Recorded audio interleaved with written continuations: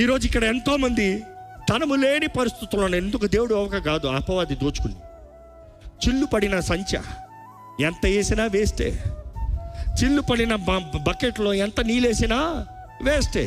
నిండిందిరా అనుకుంటున్నావు పోతనే ఉంది, వచ్చిందిరా అనుకుంటున్నావు పోతనే ఉంది. ఈరోజు చాలామంది చూడండి, జీతం వచ్చింది, ఎక్కడ పోయింది జీతం? పోయింది పోయింది పోయింది. డబ్బులు లేవు, డబ్బులు లేవు. 1వ తారీఖు వచ్చింది, 3వ తారీఖు కల్లా డబ్బులు లేవు. ఇక 30 రోజులు ఎవరినో అడుక్కోవాలి, 25 రోజులు ఎవరినో అడుక్కోవాలి. డబ్బులు లేవు, డబ్బులు లేవు. కొంతమంది కుటుంబాలు ఇదే పాట, డబ్బులు లేవు, డబ్బులు లేవు, డబ్బు. ఎందుకుండవు? దొంగ దోచుకుంటా ఉంటే ఎక్కడ ఉంటాయి?